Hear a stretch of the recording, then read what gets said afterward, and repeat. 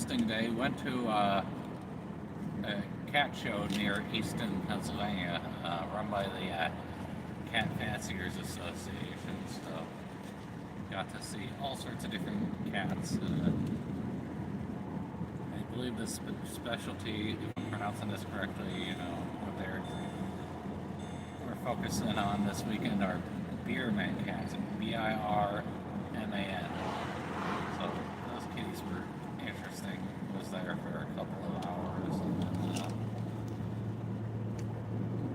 And, not too far from Wind Gap, only like a 15-minute drive or 20-minute drive. So yeah, I went to see the James Bond movie Diamonds Are Forever.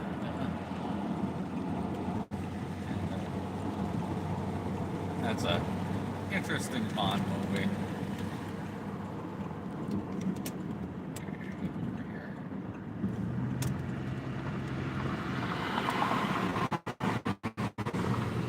It's the quote-unquote official James Bond movie for Sean Connery. The last Eon Productions. He did Never Say Never Again for another company, another writer. But yeah, it's a interesting Bond movie. It's kind of be characterized as a parody, I guess. It's not as serious as the previous Sean Connery and George Lazenby movies.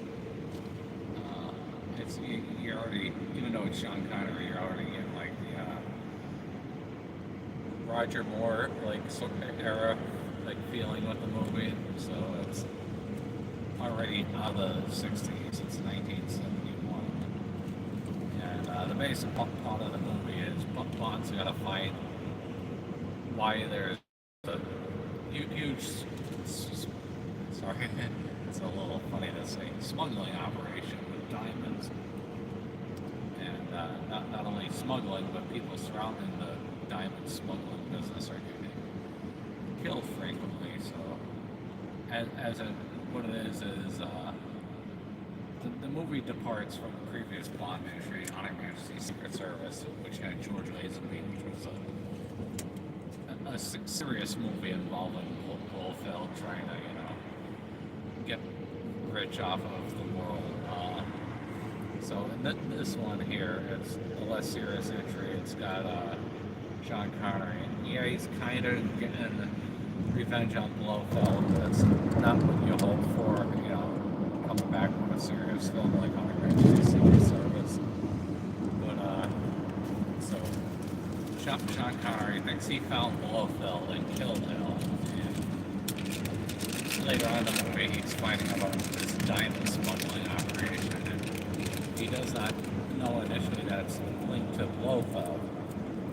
So Bond is set up to impersonate this diamond smuggler named Peter Franks, and the British customs. There used to be a ferry and a hovercraft service going from the Netherlands to the UK, at least the hovercraft, until they built the Channel Tunnel. So Bond is at the British side of the crossing, I think, and him and MI6,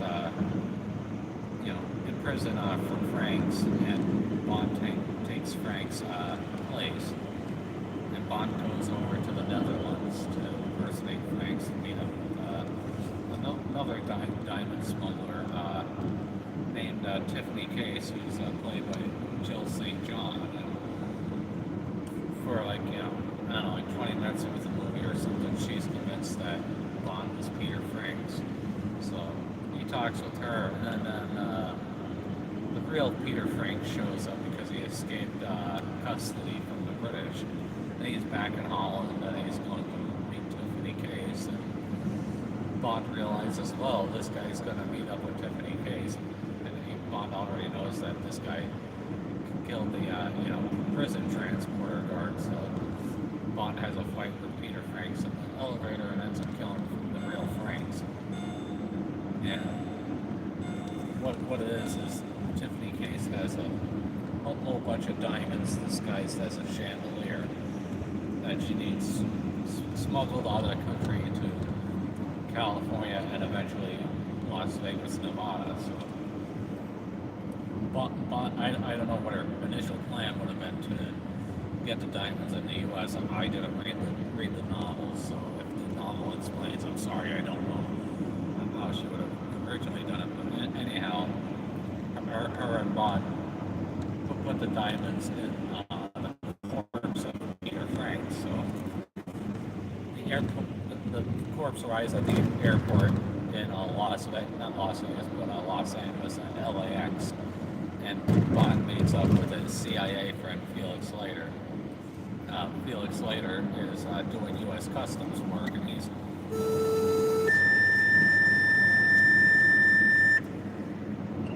Technological 407 Churchill Road, Rock Township, Station 15, Bill, 2020. So Felix Leiter is also doubling as a customs agent, and he's trying to search the body for the diamonds. And he's like, "Oh, James, I know the diamonds are in there. Where do you think it? Shanghai Ocean. End of a country, Dr. Leiter." So anyhow, there's these mafia-type funeral home guys that are waiting for Bond at the airport strip, and they're these stereotypical, 1960s, 1970s mobsters. And Bond gets in the car with them, the hearse, and they go out to a funeral home that's presumably outside of Las Vegas, and Bond is supposed to swap, do the transaction there, get the diamonds out of the body, and I guess the funeral home is supposed to pay him, because I think he's this diamond smuggler, Peter Franks. While Bond is there, Bond gets knocked over the head by Blofeld's henchmen, Mr. Witt and Mr. Kidd. And this funeral home has the most ridiculous setup. Rather than just cremate somebody, they want to put the body in a casket first, then put the casket with the body in the crematorium. So Bond is inside the casket, knocked out. He doesn't realize he's about to be cremated. And what it is the mobsters are the ones who think they're buying the diamonds, and the mobsters don't realize that Blofeld with Mr. Witt and Mr. Kidd are just really out there to steal the diamonds from them. So Bond thinks he's going to be burned up in this casket that he's been knocked out in. And incidentally, the mob ends up saving James Bond, because the diamonds they end up with are fake, and even though they think Bond double-crossed them, they still want Bond to retrieve the real diamonds. So Bond then ends up in Las Vegas, and that's where he's meeting up with Tiffany Case again, and they're trying to figure out what happened with the real diamonds. And eventually they find out that it's linked to an organization run by Willard White. Willard White owns the hotel, but he also is a defense contractor. And what this is a parody of is the real-life Howard Hughes. So Howard Hughes stayed away from public life after a certain point in his life. Well, that's the way they have this Willard White character set up. But, what's not known is that Willard White is really just being held by hostage by Blofeld, and Blofeld is impersonating Willard White. So eventually Bond finds out that these diamonds are going to a defense contractor, run by Willard White out in the desert. And it's kind of like an Area 51 setup. So they go out to the desert, they find out this secret government facility. Bond sneaks in there, and he finds out that the diamonds are being used for a satellite, and Bond ends up getting found out by the security there, and Bond stumbles onto a set where they're doing a moon landing hoax, and Bond ends up stealing the moon rover from the set, and he drives it out into the desert. The to try to get off this military base, you know, where this defense contractor is. Then he gets in his Ford Mustang with Jill St. John, Tiffany K's character. They head back to Las Vegas, and oh, hello. And Willard White's organization thinks that, you know, they don't know who Bond is, but they got a description of the car and him, and they think he's, you know, a saboteur. So they give the description to the sheriff and the Las Vegas police out there, and Bond ends up having a police chase with a half dozen cop cars after him in Las Vegas.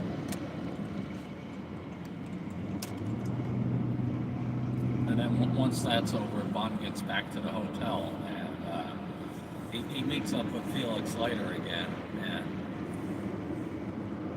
Felix, not knowing that Willard White is really being held hostage by Blofeld, cautions Bond about going after Willard White and saying, you know, look, this is the, you know, a connected billionaire, you can't go after him until we get approval from, you know, DC. So Felix Leiter sets up these like CIA bodyguards to make sure Bond stays at his hotel room with his girlfriend, Tiffany Case, and Bond's not just going to sit on his hands. So Bond sneaks out the window and uses some climbing to climb to the top of the hotel where the penthouse and office of Willard White is. And that's where Bond finds Blofeld, or who he thinks is Blofeld. It could be two doubles.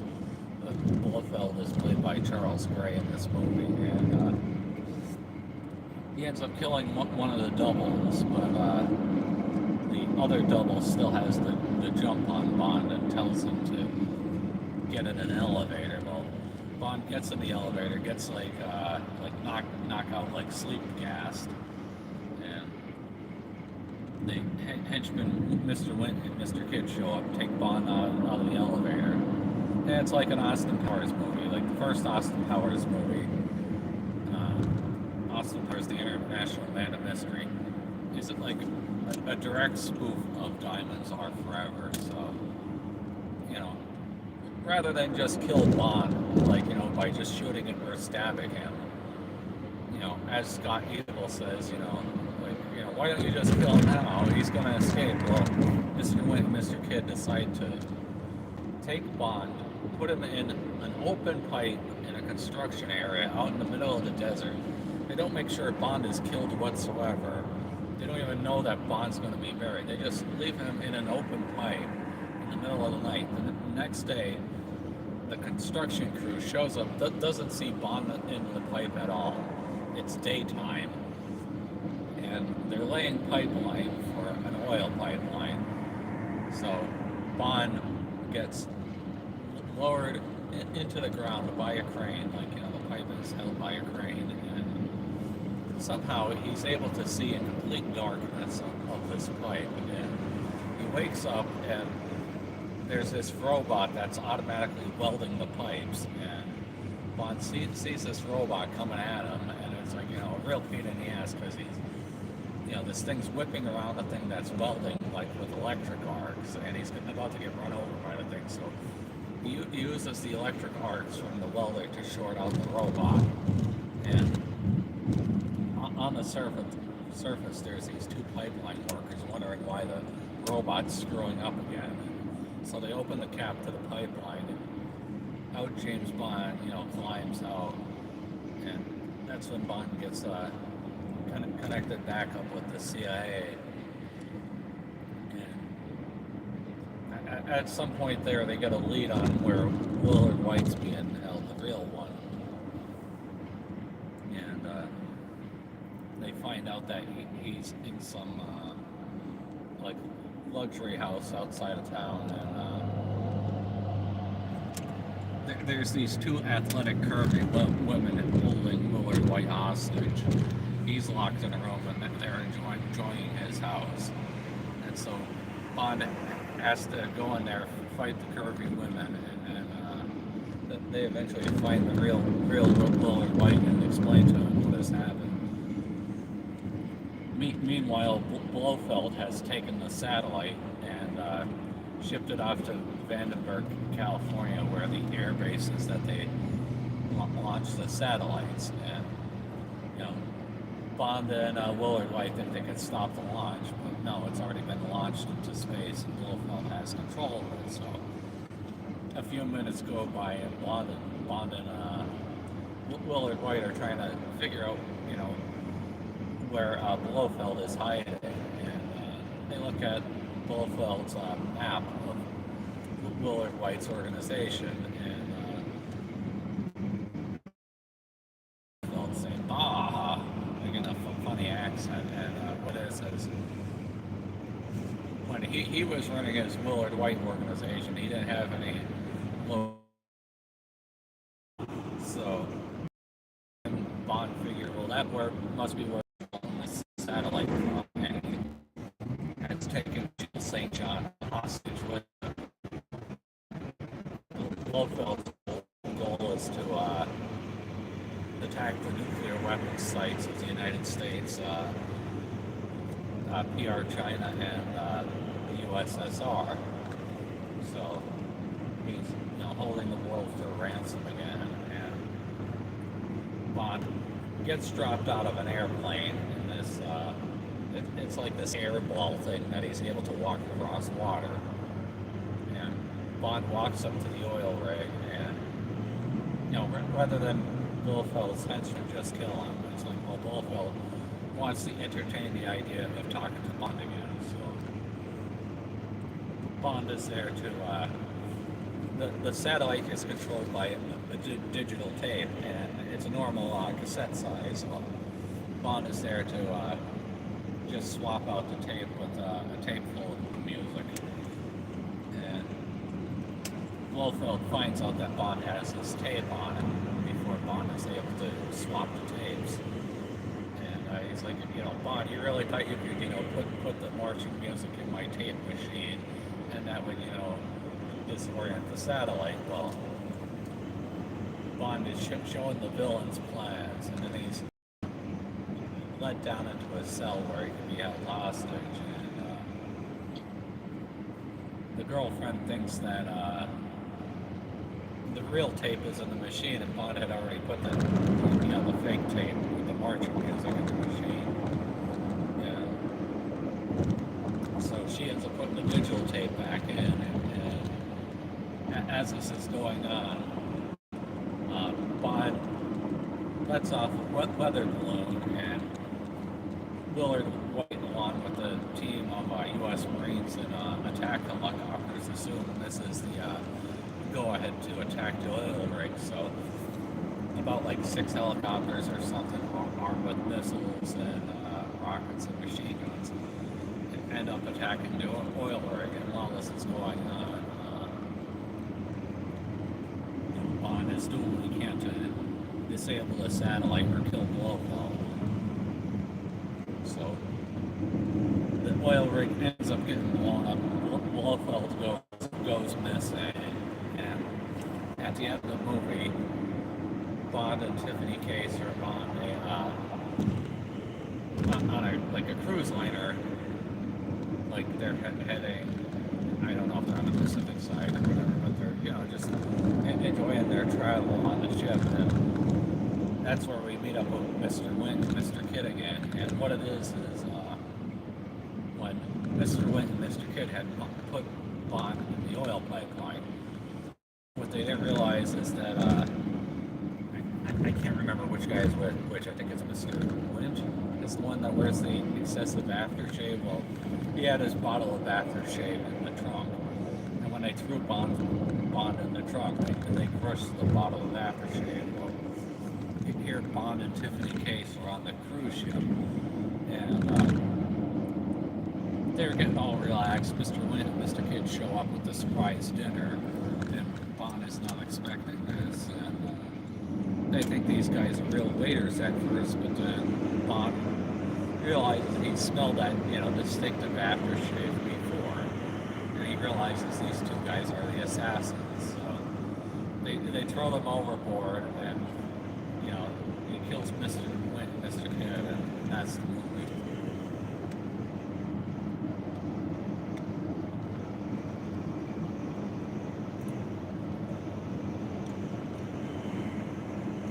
But yeah, the movie was in 35mm film. It was a good copy.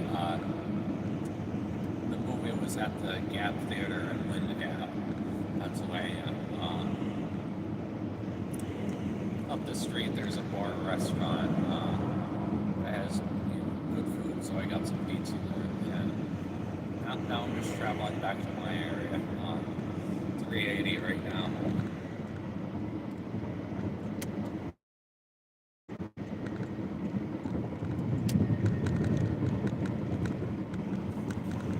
Yeah, the was neat. There's all sorts of many different kinds of cats. I don't know how they categorize these breeds as, not much. I mean, to me, cats are cats, But there are a lot of cute ones, like adult cats, kittens, long hair ones, short hair ones, some with no hair. They're very little hair.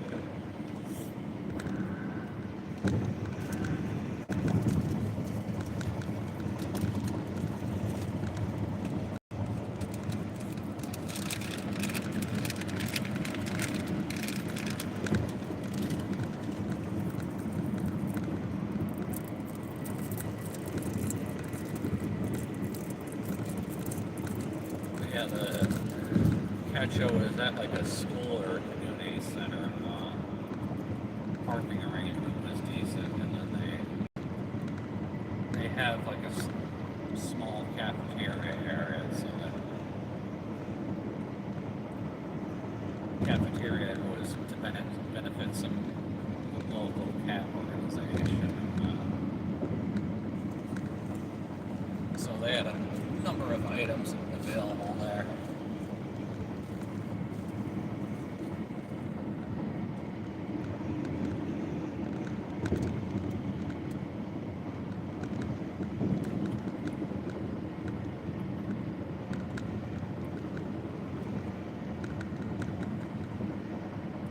Yeah, good weather tonight. It's 70 degrees Fahrenheit right now.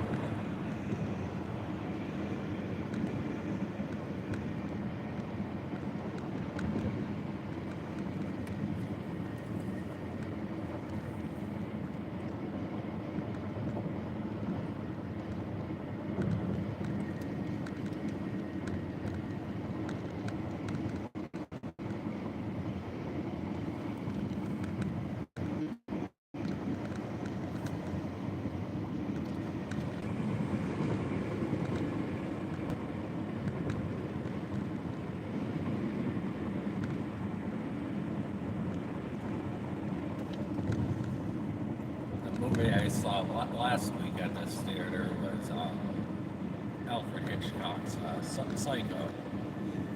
And I've seen a lot about that movie in popular culture, but I don't know if I've ever seen the movie, or I did. I was really young and I don't remember. Anyhow, the basic plot of that movie is there's this lady who works for real estate agent, and there's this rich cowboy guy that shows up that's going to buy a huge plot of land, and he's doing a lot of the transaction in cash. And so I don't know how much money this girl had. I think it was like she had an envelope or something of like $40,000 cash, and she's worked for this realtor for like 10 years, and he thinks he can trust her with the money. Well, she's in town with her boyfriend, and her boyfriend has plans, so he lives in like California, they're in Arizona. He goes ahead to California, and I don't remember if he was aware of her plot to steal the money. I didn't catch that, but so rather than take the money to the bank like get home, and then she's going to leave town. She's expected to go in the direction of the bank, and sometime like later in the day, she comes across her boss who's walking across the crosswalk, and I think she's already on her way to California, and he's like, what the hell is she doing going in this direction? And he doesn't pick up on it that she's stealing, so she's heading to California, and she's just driving, and she pulls off to the side of the road to take a nap, and it ends up being a full-on sleep. Well, the highway patrolman pulls up to her and asks her what the hell is going on, and he's suspicious of her, but he doesn't pick up on what's really going on, so he lets her go. But she gets to California, and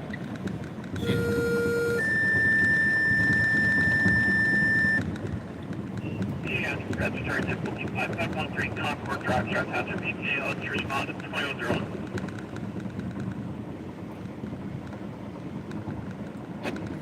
She stops at a car dealership, and she wants to ditch her Arizona car right then and there and buy a new car. And the car dealer thinks it's weird, but he's happy that somebody's willing to buy a car so quickly. And that same highway patrolman shows up, and he's looking across the street trying to figure out what's going on, but he doesn't interfere. He doesn't really talk to the car dealer until she's already just leaving. I guess she's heading towards the Los Angeles area, and she decides, I'm getting tired again, I'll pull off on the side of the road, and this is when the interstates are going in, so she was traveling on an interstate, and she's decided, I'll get off on the old U.S. highway or state route, and that's where she finds the Bates Motel, run by Norman Bates, and so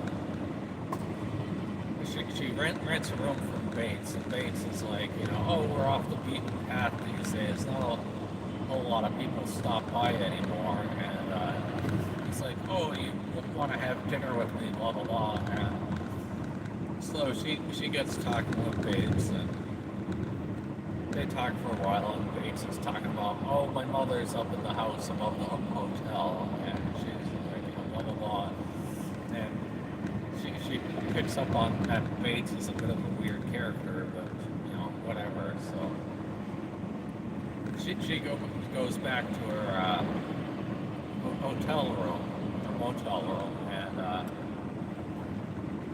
Bates doesn't know. Like, she spent like $7,000 for the car or something. So I don't know what she got, like 33 grand at this point. So she doesn't pick up that.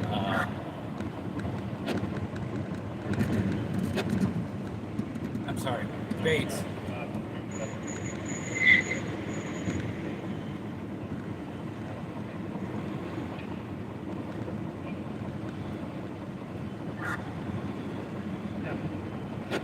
Bates doesn't even pick up that she has a ton of money on her. He doesn't know, he doesn't care. But Bates has a I gotta fix that whistle, I think that's how I have the window open. Bates has a split personality thing going on, and yeah, there's some spoilers here, but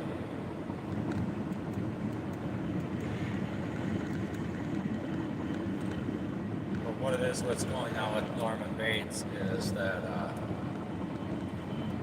he killed his mother years ago, and he hasn't gotten over it, so he starts picking up his mother's personality, and he ends up having a split personality, and his personality of his mother is all pissed off at him and jealous or whatever, so it's the mother's personality that ends up killing, I'm trying to think of the name of this actress or character, but, the one that stole the money So he's spying on her, and then he ends up killing her in the famous shower scene. And then he doesn't know that she hid the money in the newspaper. So he takes her body, he takes all her belongings in the newspaper, and dumps it in a nearby swamp or marsh. And he thinks, oh, well, that's that.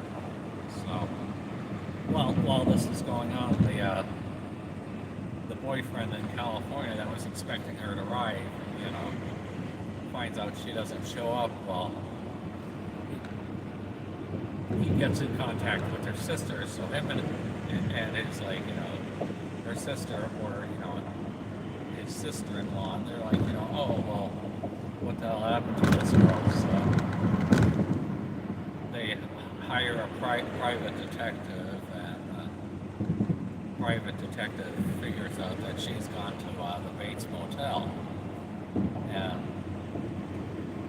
private detective there is talking to Norman Bates and such, and he's all wondering about, okay, what's with the house on the hill? What's with the mother? And so he goes back, reports to the couple that hired him, and he goes back to the Bates Motel again, and that's where he ends up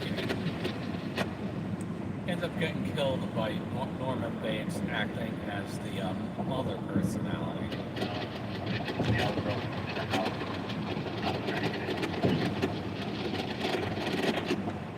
So this couple is expecting the private detective to show back up, and he doesn't. He goes missing, and they're like, well, maybe he's just on the trail, and he's like, oh, this guy's a competent detective. He would have contacted us by now. So they try talking to the county sheriff, and the county sheriff doesn't really want to do anything.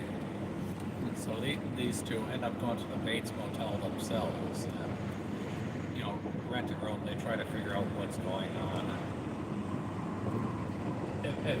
Eventually, they figured out that Norman Bates is impersonating his mother, and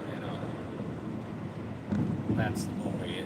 The police end up capturing Norman Bates. But yeah, it's an interesting movie.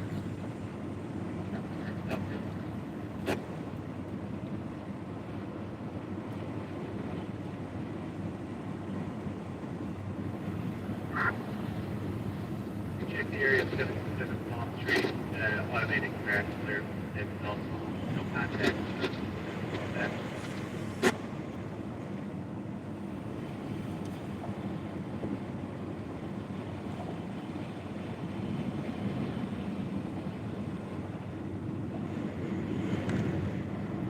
A little bit of drizzle with the rain tonight, but pretty decent weather. It looked like it was going to rain earlier, and I didn't see anything at all, so just the drizzle I had up here is like the first rain I've seen today.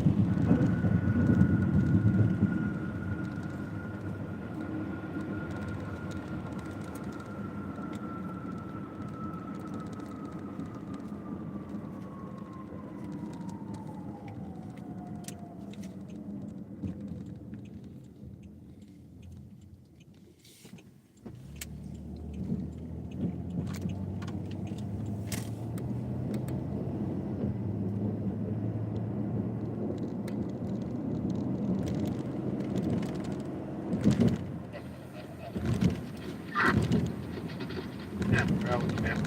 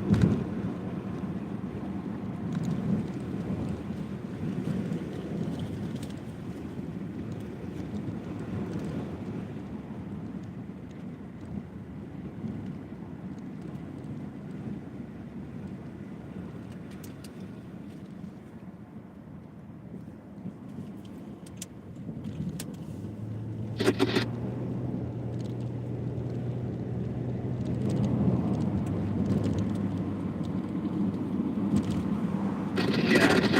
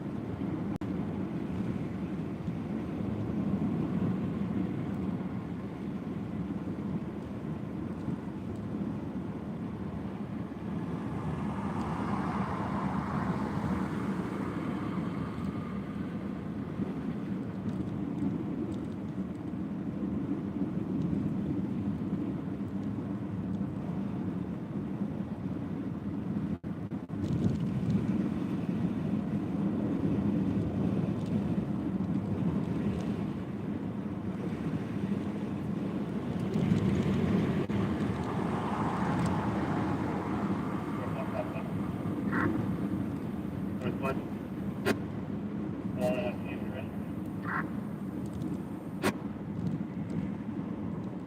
Proceed. 33. 540. 33. 540.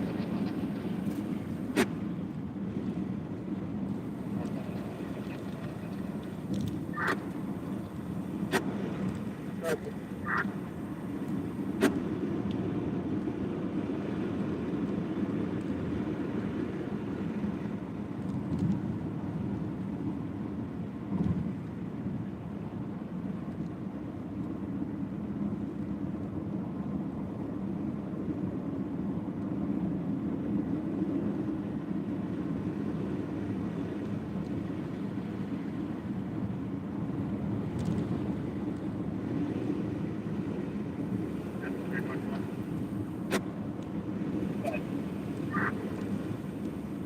All that is made a value of grade and Northwest 581 Mary Street, valid.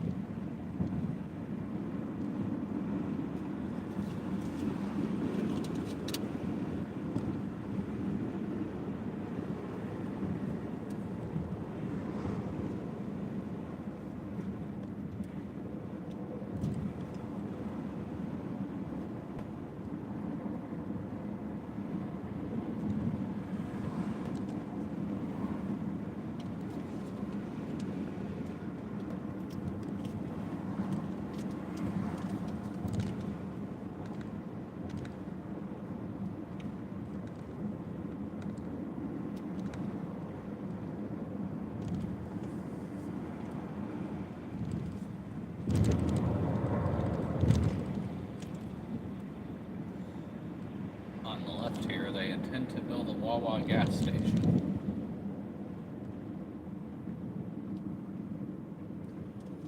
Or they're going to actually get building.